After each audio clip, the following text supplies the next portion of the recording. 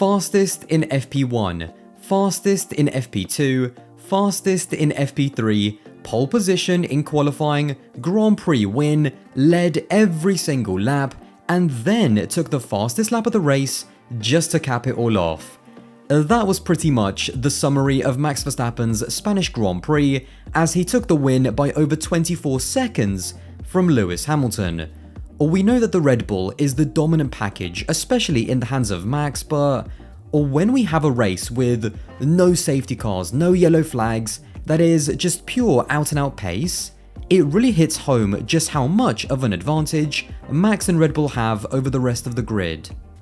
Red Bull themselves have won 7 of the opening 7 races, and it's fair to say that for the most part, they've all been pretty comfortable wins to say the least. The only races that I could stretch to say that they might have made Red Bull sweat more than the others were Australia, where even though Red Bull had a big pace advantage, with all of those standing restarts, you never know what carnage your driver could accidentally get caught in, and then also Monaco, where Alonso genuinely kept Max honest by always being in his pit stop window, and then just the added element of the wet conditions I think also kept Red Bull on their toes.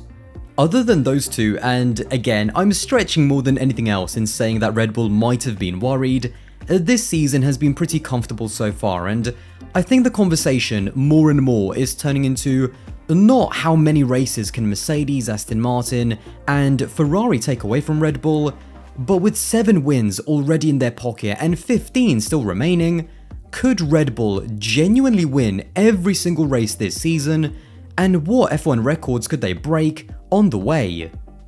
In terms of the record that I'd actually now be surprised if Max doesn't break, is one which he already has, and that's for the most wins in a single season. Last year he broke the record that was previously held by both Vettel and Schumacher with 13 by taking 15 Grand Prix wins in a single season. Given that he's already had 5 and that there's 15 races to go, which is the same amount as he won in total in 2022, I honestly can't see him dropping that many races because unlike last year, apart from Checo, who I still think will get 2 or 3 wins, the teams below are just not close enough to really challenge Max, unless they have a crazy late season surge in form. In terms of the team records, McLaren from 1988 still holds some pretty remarkable numbers. This was the season where you had not only one of the most dominant cars of all time in the McLaren MP44, but you also had the greatest driver lineup of all time in Alain Prost and Ayrton Senna at the wheel. In that season, McLaren won all but one of the races, winning 15 out of 16, and they also went on a record-holding 11 race winning streak. Mercedes actually almost matched that record by going on a 10 race winning streak on 3 different occasions, but they always lost out in the 11th race. Ferrari also had one of those streaks in 2002, winning 10 races, and then again lost out on the 11th attempt. The current Red Bull team is on an 8 race winning streak stretching back to Abu Dhabi last year, and this means that if they keep on winning, they could match the 11 race record in Silverstone and be the outright holders with 12 consecutive race wins in Hungary. McLaren winning 15 out of 16 races in 1988, which I just have to keep repeating because it almost sounds ridiculous, also meant that they had a ludicrous record-holding winning percentage of winning 93.8% of all of the races. For Red Bull to beat this in 2023 with a 22 race calendar, or winning even 20 races wouldn't be enough, as that would be just 90.9%. But winning 21 out of 22 would get them that record, as it would be 95.5%. As fun as team records are, it's the driver records that I think we all really care about, and the most significant which could get beaten is Sebastian Vettel's record for the most consecutive wins, with 9 in a row. This record is so hard to break because not only do you have to have a dominant car to even be in the position as a team with both of your drivers to be able to win 9 in a row, Not only do you kind of need your teammate to not have even one good race or have some reliability issues, but it also requires one driver single-handedly to be close to perfect in every single race with no issues for 9 straight races. And now to put that into context, Max himself has only had a 5 race winning streak which happened last year between the French and the Italian Grand Prix. And Max basically would have to double his own record this year, and that alone should tell you how difficult this is, because all it takes is one off weekend, or one mistake by the team, or one reliability issue, and all of these things could happen as early as qualifying, and even from there your weekend could be basically ruined. Max is currently on just a 3 race winning streak that stretches back to Miami. If he continues to win and defy the odds, he would firstly match his current record of 5 in Austria, beat that in Silverstone with 6, match Seb's record of 9 in Zandvoort, which would be absolutely wild, and then he would be the outright record holder with 10 consecutive Grand Prix wins in Italy.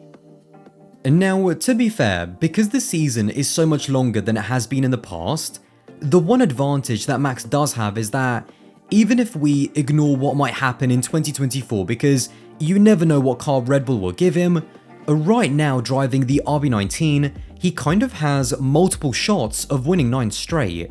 There are so many races left that even if he didn't win until the Italian Grand Prix, if he wins every single one after that, he could still match the 9 race record by winning all the way to Abu Dhabi. Having said all of that, let's now look at the factors that might stop Red Bull. In terms of tracks, I wouldn't say that any track is necessarily a weak Red Bull track, but I think a better way of phrasing it is saying that there might be tracks that will suit Red Bull less. Given how dominant they were around Barcelona, which is a fast track where downforce is absolutely king, when I look at similar tracks like Silverstone and Spa, to me those tracks are almost a lock for Red Bull. Austria is an interesting one because even though I do think that the other teams will be closer, Max is an absolute weapon around that track, and even in a slower car, I always think that he has a 10th or 2 in his pocket. In terms of the tracks that might suit Red Bull less, I think Canada next time out and Hungary are the most likely. With Canada, not only can the weather be a factor which in itself brings unpredictability, but even though it's a fast track, it doesn't actually have that many fast corners. It's mostly just long straights and lots of little chicanes, which could bring the other teams closer. Lewis Hamilton, similar to Max in Austria, has always been very strong around Canada, so if all of those little factors come together and Mercedes can be even closer, it just puts even more pressure on Red Bull to not make mistakes. Hungary is another track where not only is it a strong track for Lewis and Mercedes, given that he's won there a record 8 times, but last year, despite the fact that Max won from 10th on the grid, which, to be honest, I think was more Ferrari bottling it, it's one of those tracks where tyres will play a big part, and it's also the track where sometimes it can be difficult to overtake. Reliability is another thing to consider. Now, even though race-ending DNFs can't really be accounted for, choosing when you'll take the inevitable grid penalty for a power unit change can be. This is one of those things that Red Bull will need to play right by taking the grid penalties on tracks where overtaking is possible. But in that scenario, the other driver has to be able to pick up the pieces and be able to win by himself. And if that's Max taking the penalty, and then with all of the pressure on Checo, that is never a guarantee. I think talking about the drivers is also relevant because even though having 2 top drivers very often goes wrong, looking back at Mercedes with Hamilton and Rosberg, and more specifically the McLaren example in 1988, one of the reasons why they were so dominant is because they had 2 absolute top tier drivers who every single race were fighting for the win and left nothing on the table. For Red Bull to win every single race this season, they are going to need Checo to stop having these random recovery drive weekends because Spain was now the 3rd time this season, including Australia and Monaco. And the difference between having just one great driver like Max in a dominant car and a good driver like Checo in a dominant car is that when Checo is out of the picture for a race win, you can basically guarantee that Max will still be there to win the race. But if Max is out of the picture for whatever reason, you just can't 100% guarantee that Checo will be able to win the race in the same way.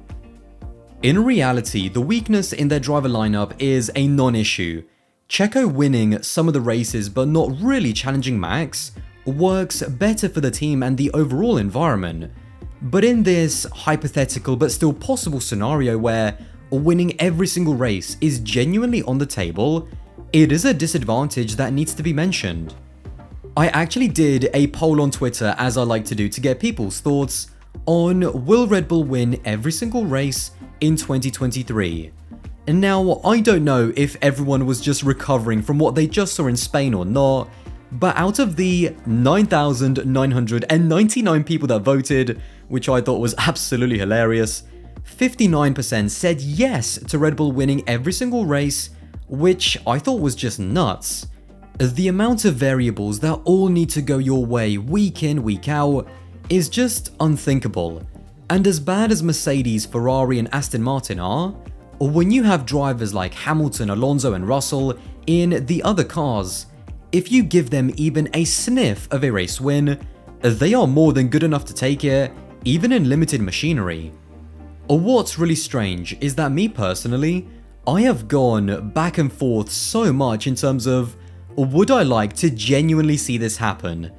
On one hand, if Red Bull actually do win every single race, that pretty much means that this season is going to be even more boring than it already is. Although, as I have always stressed on my channel, that is not the fault of Max or Red Bull. But then, on the other hand, that sort of achievement would not just be iconic for Formula 1, in general, that would be one of the most iconic sporting achievements of all time. Well, there you have it. If you did enjoy this video, then don't forget to subscribe. That would be massively appreciated, and I'll see you in the next one.